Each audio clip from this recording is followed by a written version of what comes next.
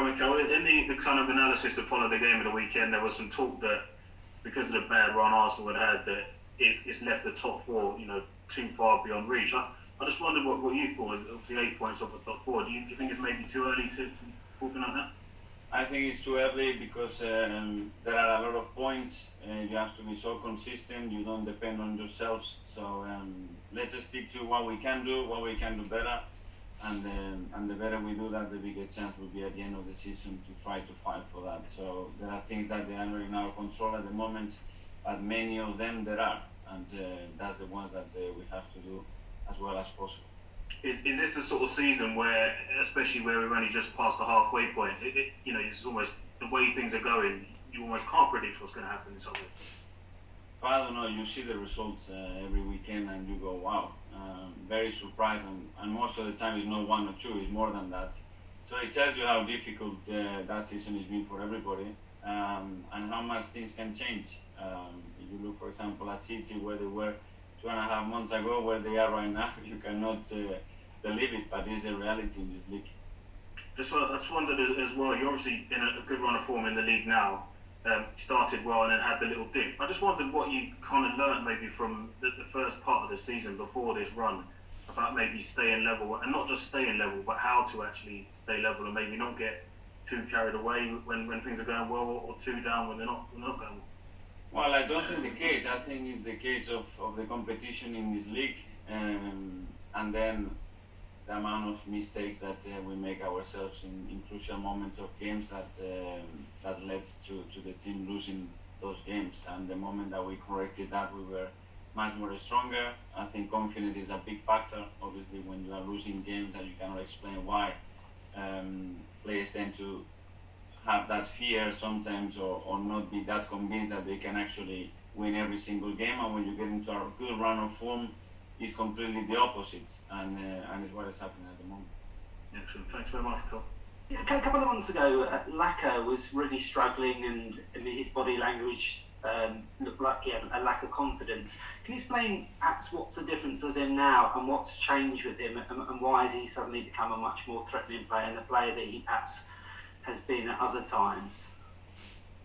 Again, as you mentioned, I think it's linked to confidence, and that confidence linked to obviously he's playing more regular minutes, he's scoring more goals, he finds himself in a better form, and then I think it's about supporting our players. So when they go through difficult moments, we have to be right behind them, we have to talk to them, we have to give them tools to resolve the issues that they are going through, and Laka has done that by working harder. It's as simple as that.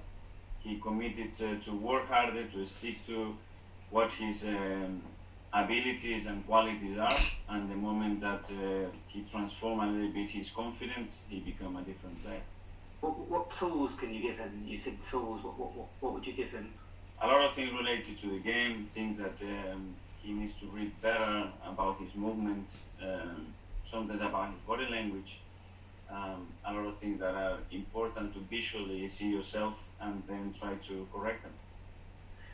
When Raul was at the club, he said that he didn't want players to go into less than 2 years left on their contract. Obviously, Laka's got a year left in the summer. Have you started talks, or have you made a decision whether you're going to keep him?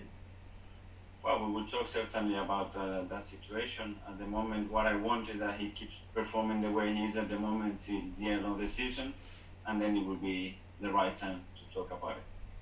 As a manager, would you rather players are sorted perhaps before a year left, or does it bother you that when you get to players who go into the last year of the contract, the uncertainty? Ideally, yes, but in this unprecedented world, at the moment it's very difficult, and with the amount of cases that we had in the same situation, is even further, because you have to manage not the timing of 1 or 2, but many more than those, and at the end you have to time that really, really well. Thank you. Mikel, it's gone a bit sort of unnoticed, but you've now got the second best defence in the Premier League this season, and Rob Holding's been the sort of key part of that. I know Luiz has played Gabriel and Mari, but he's been the constant. I just wanted you to get on his development and how he's changed from September to now, because he looks, so confident, like a leader at the back, and on the ball as well, he seems a different player to what he was then. Yes, again, it's about him and how hard he works, how much he's all the time willing to learn, how humble he is, even when things are going really well for him. He wants to get better. I think, as you mentioned, I think his leadership has improved so much because he feels a very important part of the team. He's very well respected because he has earned that respect the way he is as a human being and how much he looks after the other people and then the way he's performing. And it's a natural evolution for him and I'm really happy the way he's performing. It was Arsene who said about him that he perhaps doesn't get the credit or respect he deserves because he cost £2 million. Do you think that's part of it, that people sort of overlook him because he was such a cheap player and such a cheap signing? Maybe it can be a factor. We value him very much, and I think now people understand the importance that he has on the team and at the club, and I think he's happy at the club as well. So it's a good thing. And just last one, Gareth Southgate was obviously there on Saturday, and Rob played well. He's never had an England cap, but is that something he should be aiming for and something he can realistically achieve? Well, I think it will be a dream for Rob, for what I know. But I think he's in the right direction, and what he needs to do is keep performing that way and making things difficult for Gary at the moment. And at the moment, I think he's doing that. Thanks, Mikel.